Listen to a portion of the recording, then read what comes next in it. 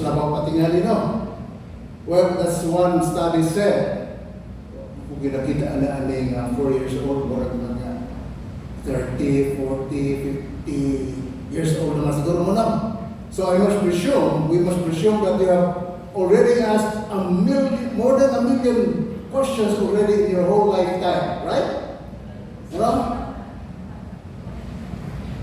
But today, I'm going to ask you a question, one simple question, but it could be the most important question that has ever been asked in your whole life. And this question is also the title of our talk. Because we are going to ask, who is Jesus Christ? No, you may ask, Bro John, karaan na kayo na namo? No? Dugay na may nakipaw, who is Jesus Christ? Ano pa man itong ibalik? Well, for one thing, most of us take for granted our knowledge of Jesus. Baliwat lang bitaw nato. And even more importantly, this is, how do we call this program? This is a Christian life program. And are we all, what's our denomination? We are all Christians here, right? Napay Buddhist din napay Muslim. Murag Kristiyano tatana. So, we start with the very foundation of our faith, of our program, which is Jesus Christ. So that we will go back to the basics of what we believe, of why we are undergoing this Christian life program. You know, sisters and brothers, there have been some popular notions about Jesus. Some people would say that Jesus was the greatest human being alive, but only that, mere human being. Did you know that there are even some denominations, religions claim to be Christians, but they don't believe that Jesus is God? Like the Mormons, the Jehovah's Witnesses, and even the Iglesia ni Cristo.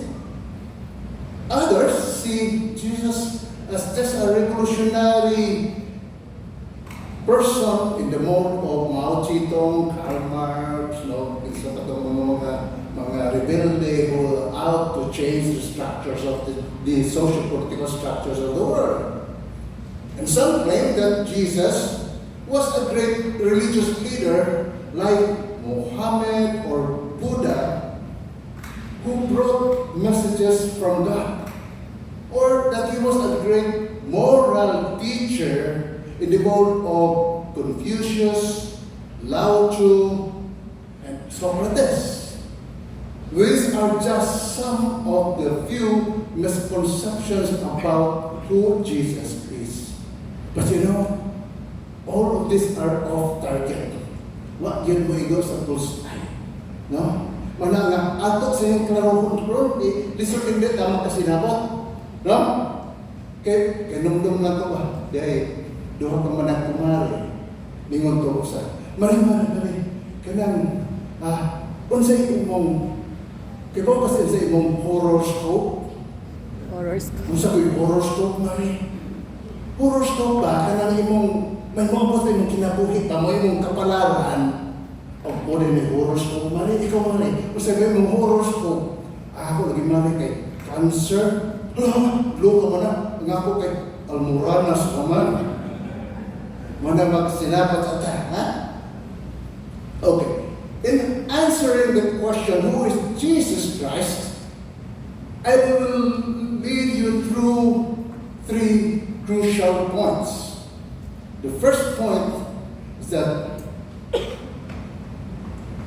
there is no other man like Jesus who walked on the earth. Secondly, this Jesus is himself God.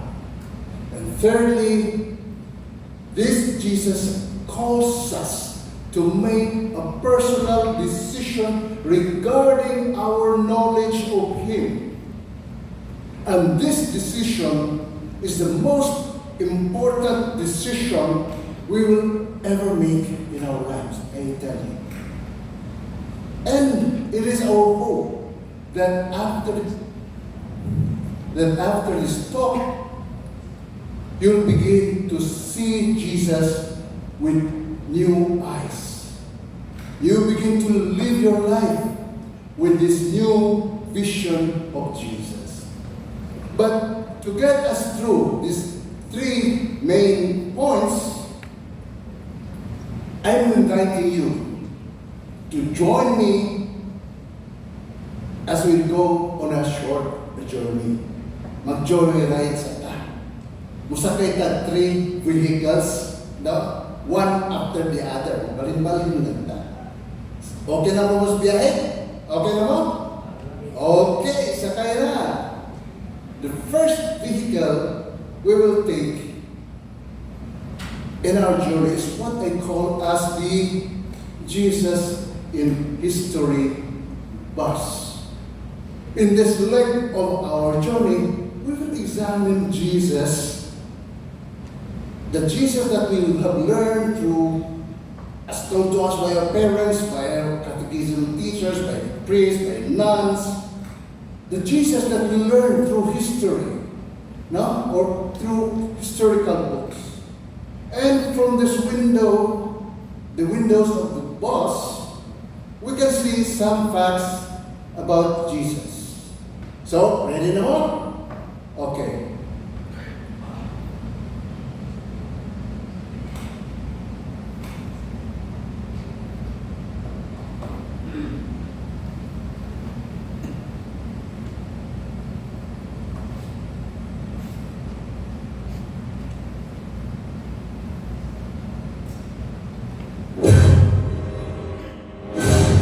About 2,000 years ago, a child was born to a couple named Joseph and Mary in Bethlehem, now part of modern Israel, known as Judea.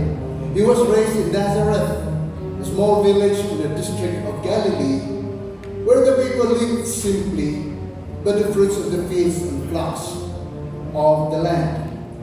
He presumably worked as a carpenter just like his father Joseph.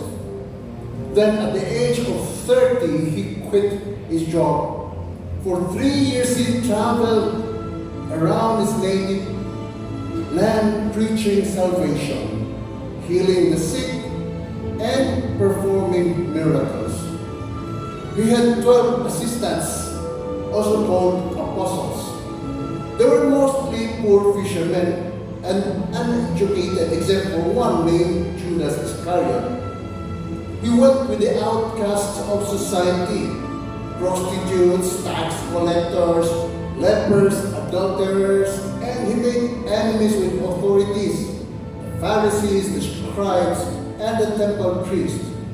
He never went more than 200 kilometers from where he was born, usually on foot, announcing what he said was the good news among the lost and lonely children of Israel.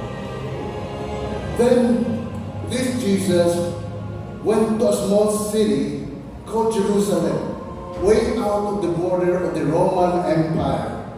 And there he was killed by Roman authorities upon the instigation of Jewish religious authorities.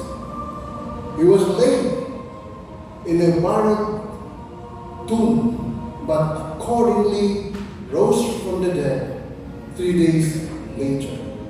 His name was Jesus, and his followers called him Jesus the Christ, Jesus the Messiah. So there you have it. Some basic facts about Jesus. Well, we can say that the exposure of Jesus on this earth was very much limited. in time, more or less just how many years? 3 years of public life. Mura na pag nilansar sila o mayor, kapitan, or congressman or gobernador, no? Ano yan, 3 years lang, no? Mura 1 term. By the way, kasi naroon ako na kung bill sa Congress na 2 terms na lang ang mga elected officials ron.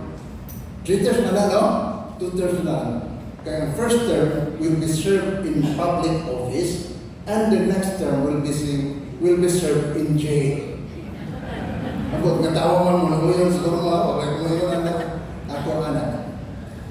And in space, just around 200 kilometers from his place of birth. Mura rin na, ground buhol na ka. Yeah? Or mura na, ground buhol ka sa Cebu. Ground buhol ka sa Negros. No? Ano na, bubo na rin ka tayo. And it means, mainly by word of mouth.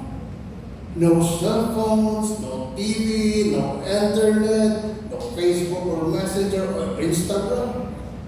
Lopik, basta mga katapang ka rin, kahit duha na cellphone, di ba? But you know, consider this. This Jesus is the dividing line of history. He divides time. How? It was not he who divides time, but all mankind divide time into BC, meaning, what does BC mean? Before Christ, and AD, or Anno Domini, or Year of the Lord. Kisa ba yung kayo mga na siguro mag-invento ko BJ or before June, may maturo. Isa niro akong katapang, di maturo. Basin ako masak, akong nangyawa. But only this Jesus of all people divides time. And secondly, with only 12 apostles, his teaching spread throughout the 4 corners of the world. As of today, he is followed by more than 2 billion followers. So kung Facebook pa na parang explode na ang Facebook, kung sundod ka 2 billion followers, akong follower na ako kayo. Awar masilingan, katong nangutan na. No? And this Jesus never wrote a book. He never held an office. He never went to school, mind you. But after 2,000 years, his teachings still shape world affairs and history. In fact, he is considered the central figure of the human race. No? Grabe, no? In fact, as Philip Schaff, a German theologian, would say, pati mo ko no, makabasa na pa ninyo? Come on, silently, just read it.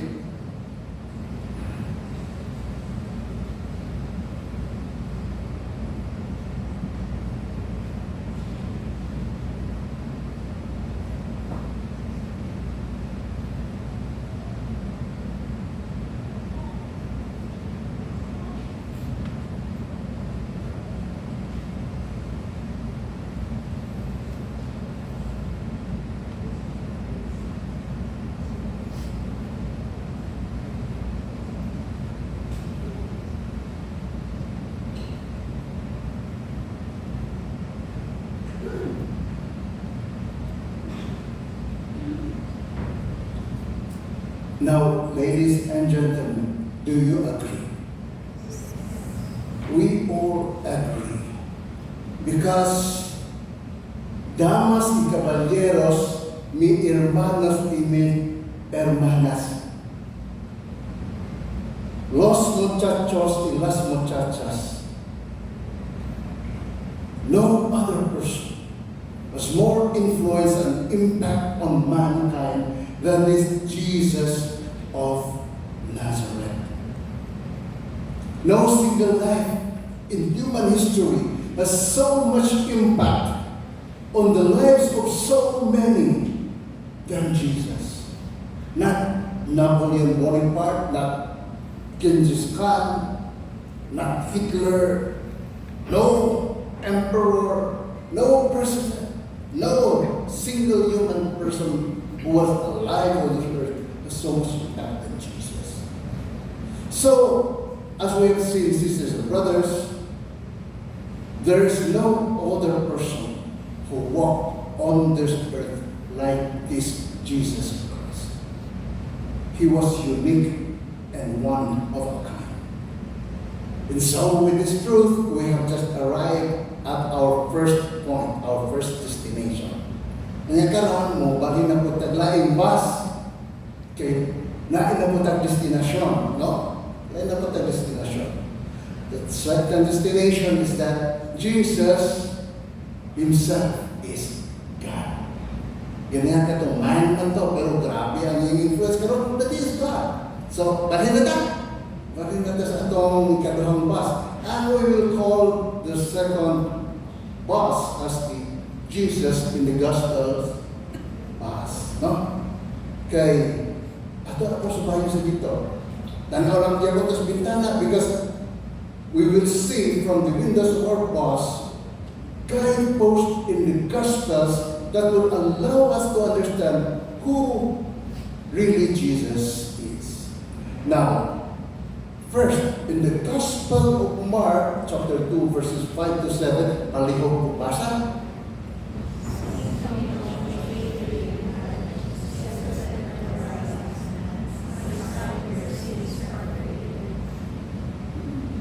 You know what? When Jesus said these words, there were Pharisees who were sitting nearby. And when they heard Jesus saying this, they exploded in anger. No, the Pharisees at that time were the teachers of the religious laws of the Jews. Mura itong mga pari, mga obispo. Nagkadungog sila anak. Una-una sila, my goodness, how dare this ignoramus, this mere carpenter's son, talk like this? This is blasphemy. Only God can forgive sins. But here, He says to the paralyzed man that, my son, your sins are forgiven. So na-scandalize sila. No? Kaya only Jesus, or only God, has the job of forgiving sins. Diba? Mas tuloy sa natin, walang seryoso lang. Okay na? Dahil ito ano ba ng delivery boy o gasol. Kanang gasol daw, kanang bukat na lang, diba? Bukat na lang bilang gasol. Unya, delivery sa ito kadlaw, kanya mo, napo ka, sa nga nanet, kanang murag tube cylinders, napo ka cylinders. Iyang inguna itong deporter o duha sa ito. Kung dito, aron makapahaan ba? Naktok na siya, ayo! Ayo! Ay, katulog ka diba? Nakaw na lang siya. Ayo! Dito pa, sir, ma'am, order ko o gasol? Pila man ka cylinder, ma'am? Naku! Kakanamay ka. Mahinig ka, hurot ako puta. Basta yung mag-pesta o mag-open ba o kanang negosyo ba? Gusto ka? Tulungan ka nga na. Katong bala. Pasal dito, yan dito. Paniwag din siya. Napukod ka po, pero at least kumana. Kumana. Tingin sa, panugsin mo sa paniwag dito. Sir, ma'am. Tingin ko rin doon. Sir, ma'am. Ang bayad. Kumana. Uy, kumana naman yung taong nasukan ko sa ito. Ako nga yung putput ko sa trabaho. Kumana lang tayo. Wala niya ako mga mo. Uy, katabang naman eh. Di mahimo. Di ang ipangita. Asa natabang suste? Parot mo niya. Diya sa hawla. Ikaparot mo. Pinuangan ka na. Mo suko siya na. Yan na itong kay diha ang pato. Gapato ka man yata. Yan itong kumuton ang liog ba. Tanong na diya may CCTV. Delikado siya. Pero tinanong siya, baka bawas ka aning parutan niya. Kita minsan ka nang ay cross sa cross. Wag na Santo Cristo. Kita mo sa dahil lubid. Iyang kinapos. Tingigain ito. Yang dito. Kira-kira ang parot. Yung parot. Tinanong mo yung joke-joke. Ito nga ako. Joke-joke. Hago-hago ka rin. Yung nagbalik. Itong gasol. Iman ang among buhay mo pa. Okay, patasan ka. Okay, patihon kang paruta ka. Bilang-bilang ko parot. Balita kami mo yung joke-joke. Ganito nga ako. Tinanong nga. Jadi apa sa altar, naman ako pang altar ba? Hala, hindi mo rin nadunggan na tingog. Mahayo ka. Kay gigapos na ka. Ako, waysa. Gilansang nila ang akong kamot, tiis sa krus, o diya gidukhan pagin akong piling. Yung pa, ay sa mga. Ang nagpamiyakay ka, may Santo Cristo mas na, kita oleh Kristo itu dogo. Wala, luwi ang mga kadogo pagikanan niya. Ako ginago ni Musaman. Tempa. Pila mo ni pagkagasol na itong ki-order. Yaan nyo Kristo may order pagkasol. So, this Jesus was misunderstood by even the religious teachers of the Jewish laws. Now, we'll jump to this next gospel reading. Palihog basa, Mark 14:61-62.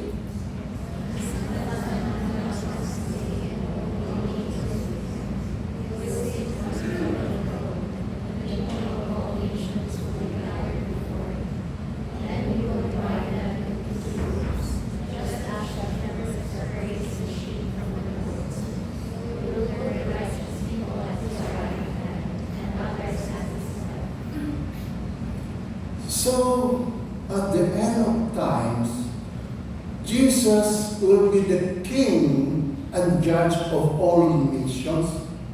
All nations, not just Christians. Not dili lang to nito ni Christ, but all people. No? So, He is a judge of unlimited jurisdiction. Now we move to Matthew 28 verse 18, paliho. Jesus drew near and said to them, "That is his disciples. I have been given all authority in heaven and on earth." Oh my. This lowly carpenter claims and declares that he possesses all authority in the whole universe. We all know. All universe. Dili lang one nation, but dili lang one planet, but all heaven and earth. Now we move to John 5:21. Aliho. The Father raises the dead and gives them life, so the Son gives life to whom he wills. So, this Jesus claimed that He gives life, just what God does. And we know that God is the source of life. Dahil naman sige buhay, no? Kuyawa na yun. Then in John 8:58, Jesus said, I am telling you the truth, before Abraham was born, I am. now, Jesus claimed to exist even before Abraham and applied the name of God, I am, to him. Kaya ba mo pila distansya nila sa edad? Jesus came 2,000 years after Abraham. Ingon na siya, natao na siya. Kung nga, niingon itong mga Pharisees na buang naman yung mga tawhana. Nga niingon nga, buhay na siya panahon. What pa si Abraham gani na tao? Oh, that's very really a bold claim. Then we go on to another bold claim. Paliho.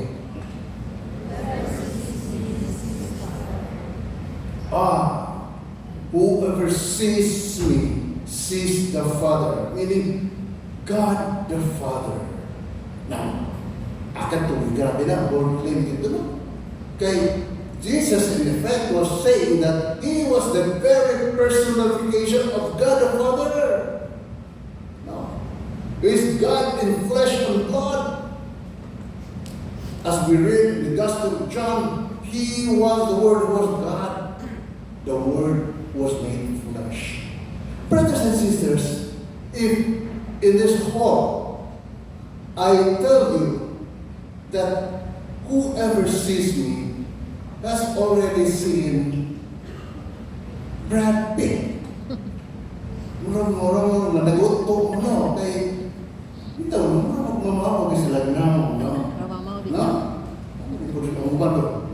The nerve of this guy. But you know, sisters and brothers, not this Brad Pitt, but this one. Right. Di ko mag-agree ako, it's guwapo. And I don't know, for those who know, my wife is not only cute, but she's more beautiful than Angelina Jolie. Sayang mga kabadiri, no? Sis Mayet, ikaw na lesson pipalito? Ha? Kita mo. Anong lesson ang kita ko na mong stars? Namunta sa Mark 8 verses 27 to 30. Taas-taas at raba. Pero tuloy ko nung basa. Jesus and his disciples sat down with the multitudes around his garden. When he came, he asked his disciples this question: "Who do people say that I am?" They replied, "Some say you are John the Baptist, others Elijah, still others one of the prophets. And you, the man of the house, who do you say that I am?" Peter answered him, "You are the Messiah." And he gave them strict orders not to tell anyone about him. You know, where Jesus told his disciples this particular, or asked this particular question, it is a place now called as Banias in upper Israel. Doon na siya sa Mount Hebron, doon na siya sa Syria. Na dito'y spring, kanang Banias Spring. Grabe ang tubig dito. Murag, walay doon ko sa mga turista, murag mga turista. Naapin mga caves, nadaghan dito mga Diyos, mga Greek gods, kaysa tawagin ng mga Ginoo, sa mga wamotuo, kinita. Katunituo ato mga Greek gods like Zeus, Apollo, kaysa pato, no? Athena. Moto ni Matanas Kristo. Who do you think I am? Pareha ko ano? O dili? And as Peter said, you are the Messiah. Ikaw ang Savior. So, Jesus, in that scenario, proclaimed that He is more than a man himself, that He is the Messiah. Now, let us recall one scene after the resurrection, when Jesus appeared again to His disciples. And during His first appearance to the disciples, there was one absentee apostle. Kisa ito ka itong absent sa primero kong pakita. Si? Thomas. Isultihan siya kung sumato. Di ko mutuo eh. Di na ako tapiho na akong tulo sa iyang mga samat, sa kamot, spiros, di ko mutuo. Nanigurado. But when Jesus appeared for a second time, ningduhod si Thomas. And then they exclaimed, "My Lord and my God." If Jesus were not God, if He were not Lord, di ba yung si Thomas, surely ako jamaan ka? Tao lang ako eh. No. He accepted the proclamation of Thomas. No? Because if Jesus were not what He said, If Jesus were not God, then he would be the greatest liar, the greatest deceiver ever lived. He should be regarded as a madman, buang-buang. Imagine, more than 2 billion Christians believe that he is God. And how many years now? Past more than 2,000 years. Hindi pa sa tinawag ni Ginoo, nailas na din eh. Hago-hago ka din eh. Mao bitaw na nga, as the author C.S. Lewis said, itong author sa Chronicles of Narnia, sa insulting, either it's Jesus is the Son of God, or as a madman, a liar, or something worse. But no, sisters and brothers.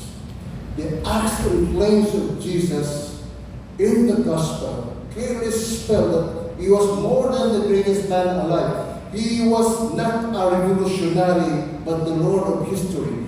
And he was more than the greatest of all religious teachers or moral leaders. He is Lord and God. Muhammad, Buddha, Confucius, and the others didn't claim they were God. Well, some of them claim that they brought messages from God, but sila, karon siguro, no? Jesus lang ito, pero karon mo rin, awin na mo si Kipulay.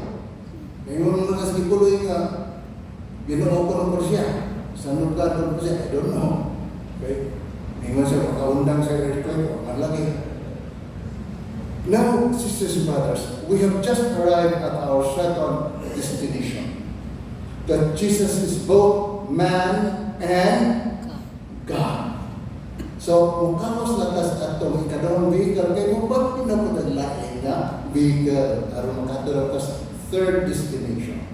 And this third bus we are boarding is what they call as Jesus and Me bus.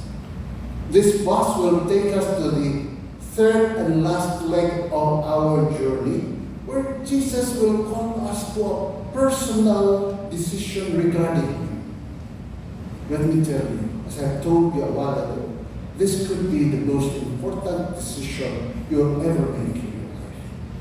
You see, we are faced with a hard truth, a hard choice to believe in what Jesus said He is, that He is Lord or God, or dismiss Him. No, even the tato, I'm impostor naman. No, di makumoto ka ito.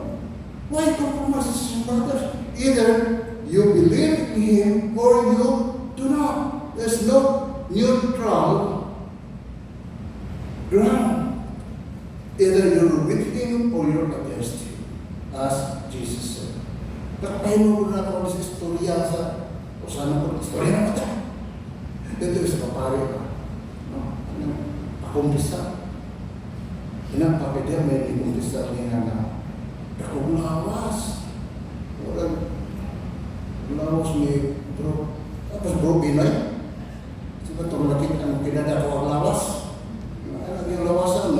Bro, Terso, yung katas. Nakapatik. Murag nang ni Max Alvarado. Kaya mo Max Alvarado? Bagay sa kayo. Na, lumot na. Padre, pagsaluwa ko padre, 50 ng kato, ikaw ako kakumpisa. Sige lang na. Padre, kinakang siya lang. Murag ako ini. Sige lang, anak, ikaw pa sa'yo doon na sa Tugino. Sabihin mo siya lang, Padre, karong adlaw, no? Or, ningagin mo na adlaw, nakapatay ko kung napong katao. Dakanan ko doon tao na. Tinawa na Padre, kaniwa ka mo to.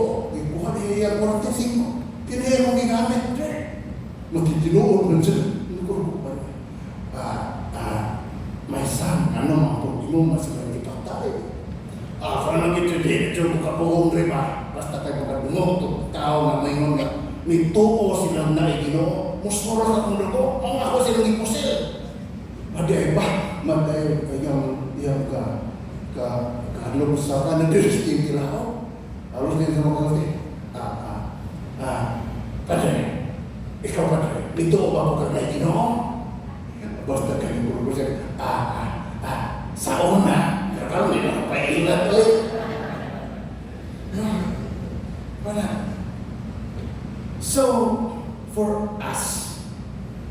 for us who believe who this Jesus is, as what we have heard. What now? What now for us who know and believe that Jesus is indeed Lord and God? You know, knowing and believing demands another action. It demands a response. Huh? Okay, lahat na yan ng knowing, believing, lahat pa na responding. No? Like, for example, Lucifer, the fallen angel. No? Of course, he knows who God is. In fact, Lucifer, before he was thrown out from heaven, he was the head of all the angels. Bakit ang nagtawag sa Lucifer? Sa meaning na Lucifer? Comes from two Latin words. Lux meaning light, and fer meaning bearer. So he was the bearer of the light. Who was the light? It's God. Who was the bearer of God? So, kuyaw ka ayo, siya first among the angels. Lapo pa siya ni Michael, Raphael, o Sabto. But, you know what? Pride came into his being. He knew that God would create man, and that man will defy God. But God, despite the defiance of man, will send somebody to reclaim man, to save man.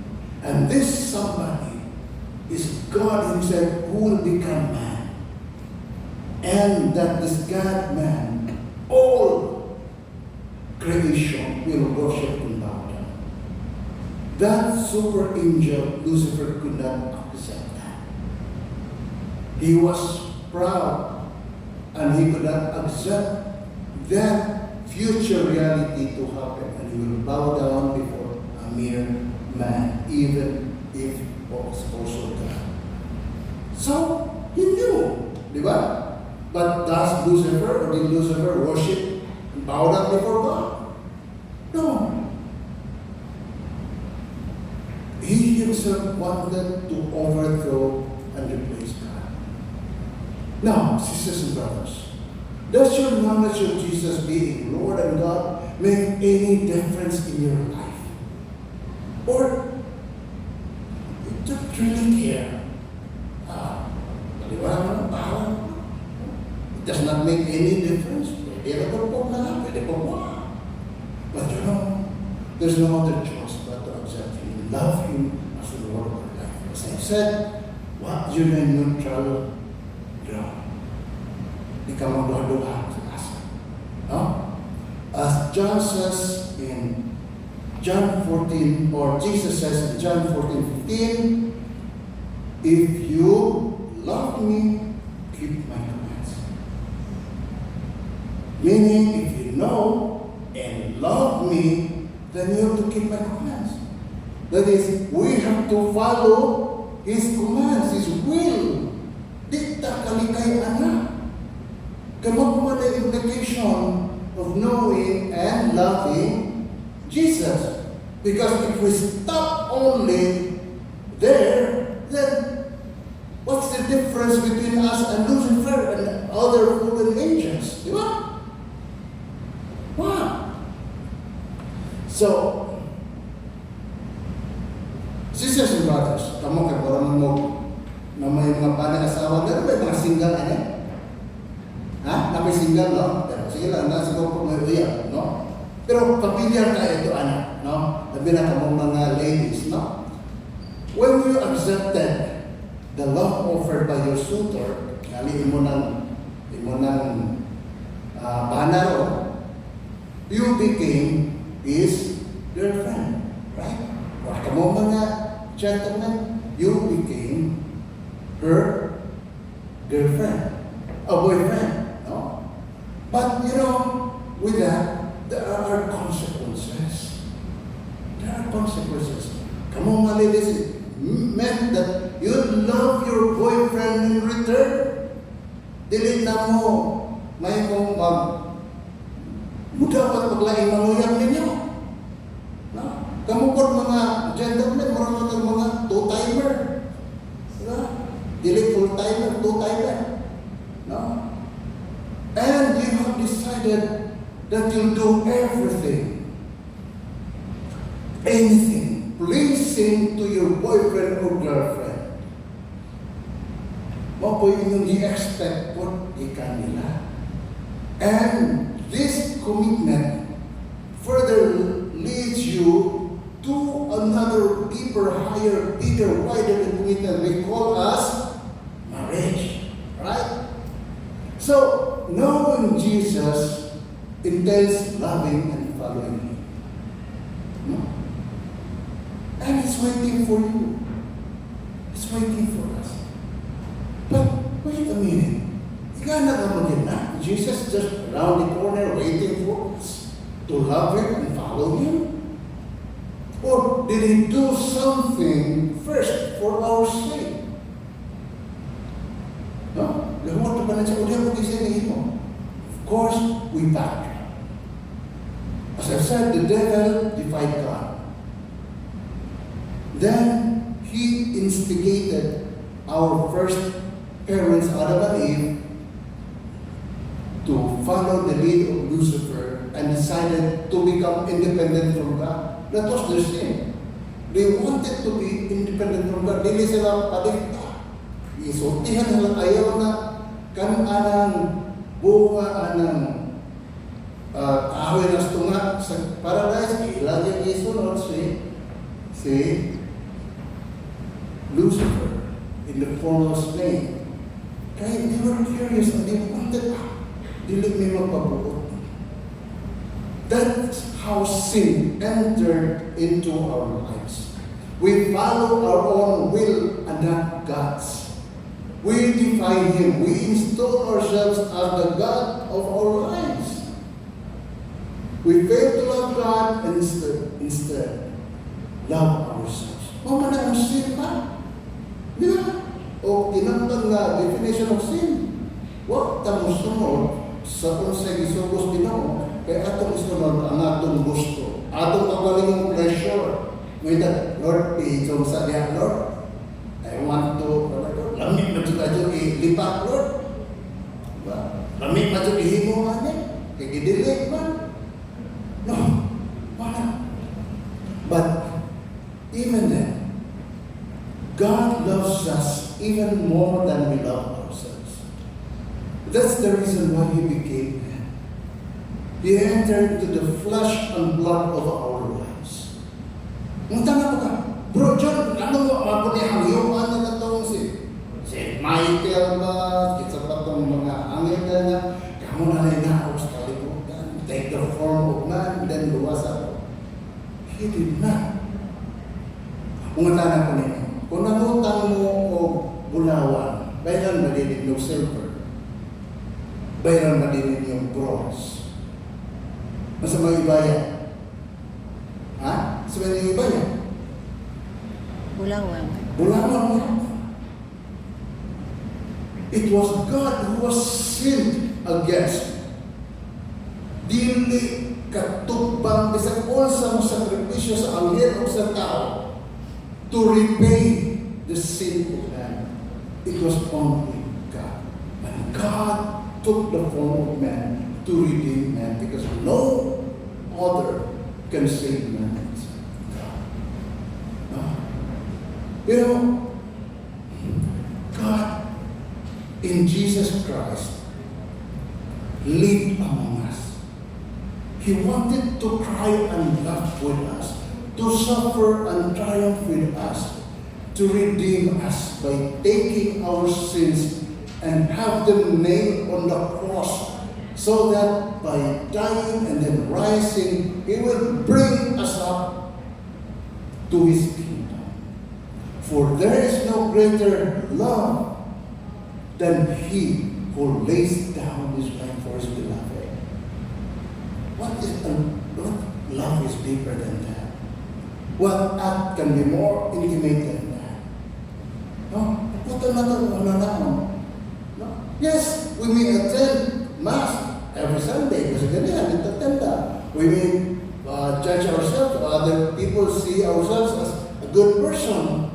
Pero, kung ang ato una, ato lang ibuhat kay obligasyon mo na kinumdum ko, gusto tayo mo, mama, papa na, it's a holiday of obligation, I have to do this. Pero, ano lang ito? Or if we see God as somebody distant out there, ato lang dapat ko na ito problema. Right? Manunod na ginoo ko na ito problema. Nasakit na, nanay utang, nanay demand letter. Ano mo sa ginoo? Pero, not na. Sunday rin mo, Lord. Pero Monday to Saturday, ako na, Lord, sir, mas kailangan na. Diba? So many times in our lives, yun na. No? But then, we see, if we treat God like this, we are missing something. Why? Because the Lord deeply wants something between Him and each one of us. Between Him and between you. And what is Jesus' deep longing? It is something we call a personal relationship with Him. Something deep and intimate. He does not want to be worshipped from a distance or from afar. He does not want to be feared. He does not want to just occupy only 1 hour of your weekly life. No. He wants you to know closely that you will love Him more than fearing Him. He wants you to allow Him to enter into your own joys and sorrows, into your own life, your hopes and fears, your dreams and failures, the very situation in which you are in now. Brothers and sisters, does God really enter into our own pain and suffering? Does He really care? Yes, sisters and brothers. He does enter into our own pain. Of course, He does not want us to, He does not wish these things to happen to us, but because of our fallen and sinful nature, we undergo those pains and sufferings. But you know what? Jesus Himself showed us that pain and suffering can be a way to salvation. What man siya na natboy ng pastas koros? Diba? Purong-purungan siya itong tunukon nga ground. Huwag man siya mag-isig-isig. He was suffering. He wanted to enter deeply into our deepest anguish. In fact, suffering is the way to salvation. Did not Jesus tell us that if we wish to follow Him, what must we do? We carry our own crosses. Maway na itong nahibana, didiin ng baho. Kunda nagurat ang asawa, kinisimba, buntag sa Diyo, nauna pa sa asawa, pagulit pa, gikan sa buwan hangos, giyong sa nila isang asawa, ini siyang gipasan. Tiga, uy, nandiyan yung gipasan.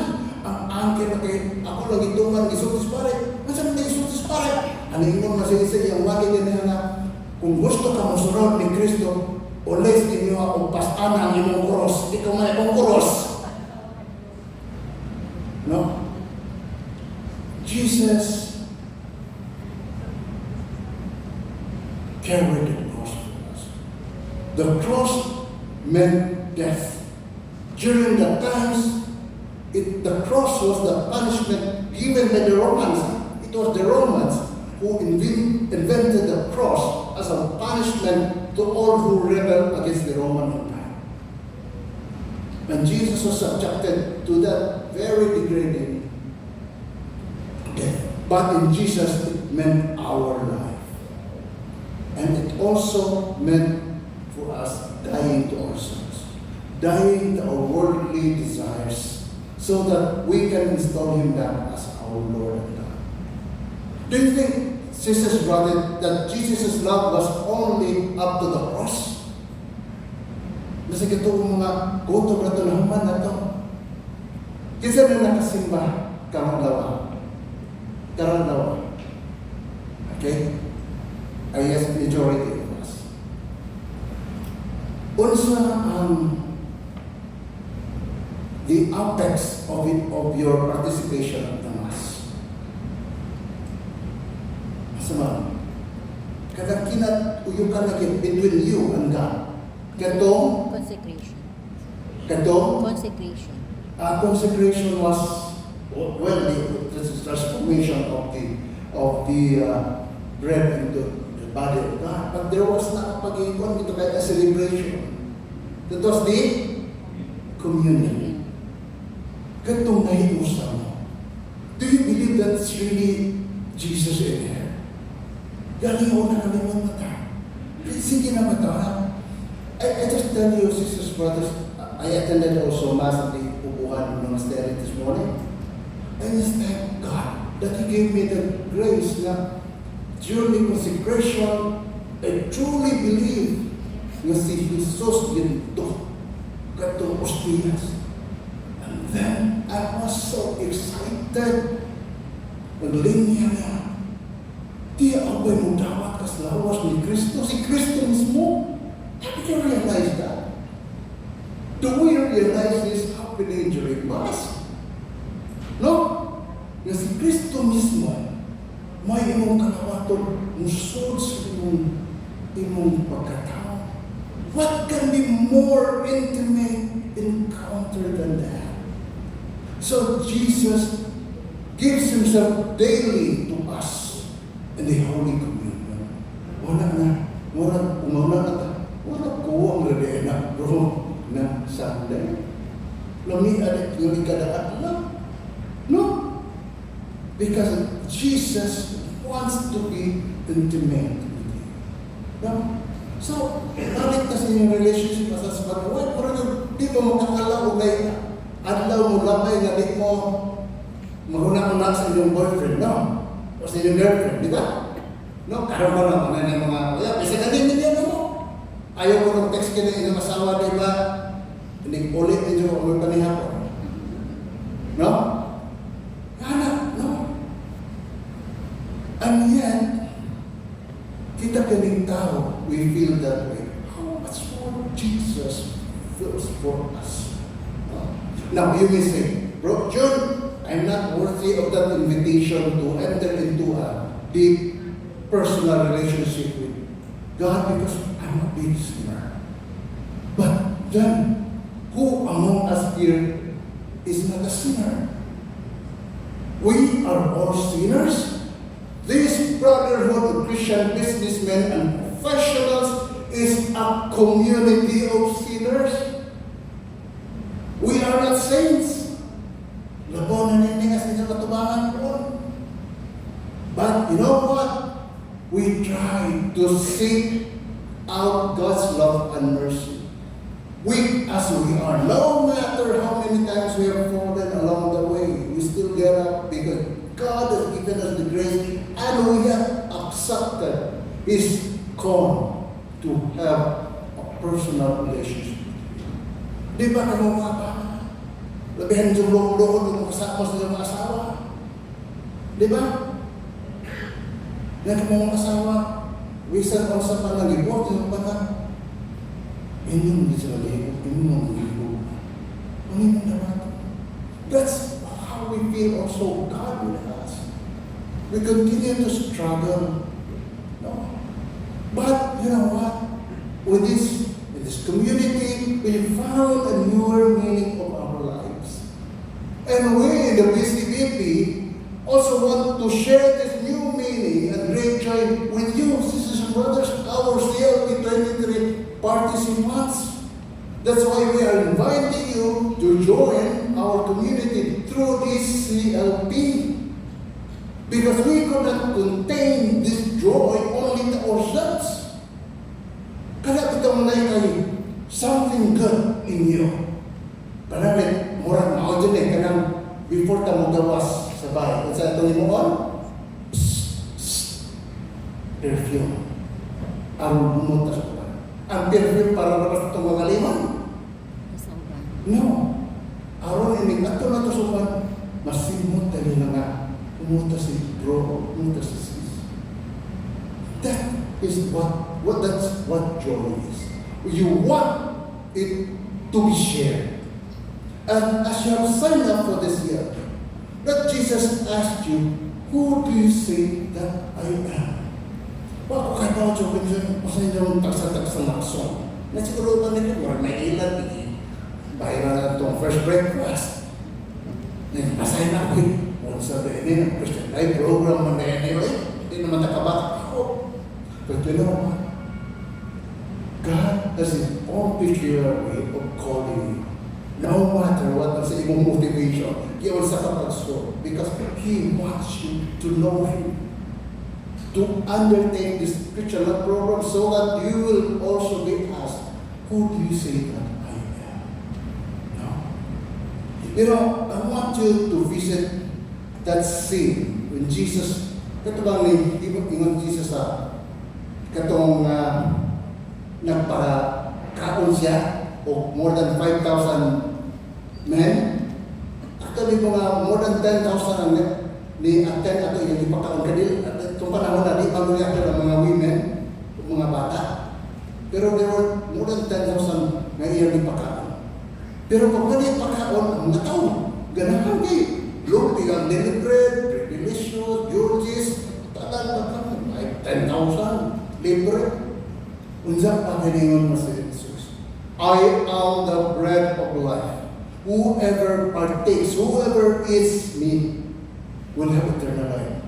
Namatra sila, ningon sila, wait, sa panitawahan na himuon ng kanima.